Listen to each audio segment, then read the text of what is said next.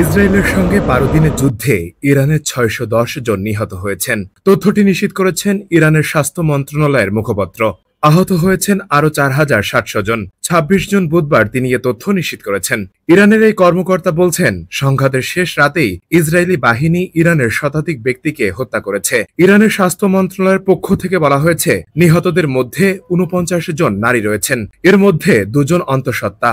এছাড়া যুদ্ধে নিহত হয়েছেন ১৩ জন শিশু, যার মধ্যে একজনের বয়স মাত্র ২ মাস।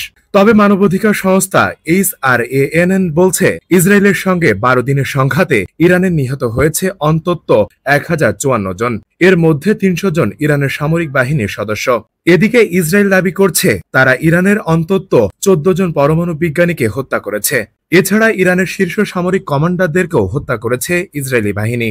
এর মধ্যে যুক্তরাষ্ট্র গত ২১ জুন ইরানের প্রধান ৩ পারমাণবিক স্থাপনায় হামলা চালায়। এতে উত্তেজনার পরত তুঙ্গে ওঠে। এর জবাবে ইরান কাতারে মার্কিন ঘাঁটিতে হামলা চালায়। সর্বশেষ ২৩ জুন মার্কিন প্রেসিডেন্ট ডোনাল্ড ট্রাম্প এক ঘোষণায় জানায়, ইসরায়েল ও ইরান যুদ্ধবিরতিতে সম্মত হয়েছে। এরপর উভয় দেশ সেদিন থেকে যুদ্ধবিরতির কার্যক্রম নিশ্চিত করেছেন। ফেরদৌস সাগর, মানবকণ্ঠ।